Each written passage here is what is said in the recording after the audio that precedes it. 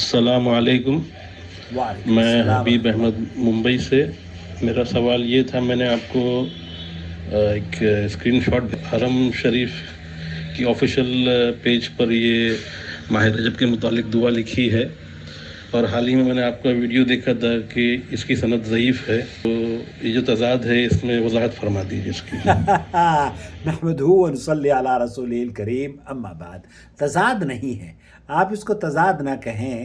یہ دراصل میں یہ سمجھتا ہوں کہ جس نے یہ ویب سائٹ پر حرمین کی اپلوڈ کیا ہے، وہ یا تو اس حدیث کے بارے میں اس کو علم نہیں ہوگا، کیونکہ یہ بہت سارے کام ایسے ہیں جو کہ ہمارے ہاں انڈین پاکستانی بھی ان ویب سائٹس پر کام کرتے ہیں.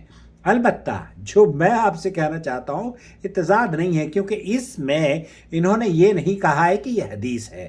انہوں نے صرف دعا مانگی ہے، اور اہل علم نے یہ کہا ہے کہ آپ اگر دعا مانگنا چاہیں، مجرد دعا، اللہم بارک لنا فی رجب و شعبان وبلغنا رمضان، تو یہ صرف دعا آپ مانگ سکتے ہیں. صرف دعا کی حد تک ہے یہ.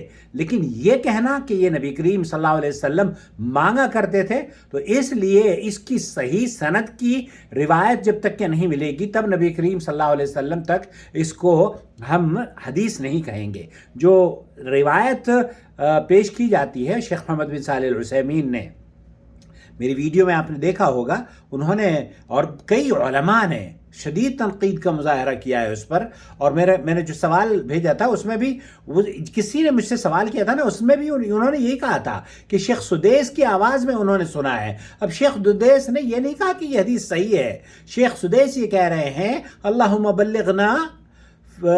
بلغ بارک لینا فی رجب و شعبان وبلغنا رمضان. تو یہ مجرد ایک دعا ہے، اور اگر کوئی آدمی یہ دعا کرتا ہے تو احتیاط کا تقاضا تو یہ ہے کہ نہیں کرنی چاہیے، کیونکہ اسے ضعیف روایت کو تقویت ملتی ہے. لیکن اگر کسی نے کر لیا ہے تو دعا کے علماء کا موقف یہ ہے کہ دعا کے طور پر آپ ان الفاظ کو، کیونکہ اس میں کوئی شرک نہیں پایا جاتا، کوئی بدعت نہیں ہے. البتہ آپ یہ صرف دعا کر رہے ہیں، اور اگر یہ کہتے ہیں کہ یہ دعا صحیح حدیث سے ثابت ہے، پھر آپ کو سند کے طور پر صحیح حدیث دکھانی پڑے گی. تو ہم نے یہ صرف کہا ہے کہ یہ روایت صحت کے اعتبار سے ضعیف ہے، اور محدثین کا یہی موقف ہے کہ یہ اللہم بارک لنا فی رجب و شعبان وبلغنا رمضان، رجب کے آتے ہی یہ جو دعا پڑھی جاتی ہے، اس کی سند صحیح حدیث نہیں ہے، یہ سند ضعیف ہے.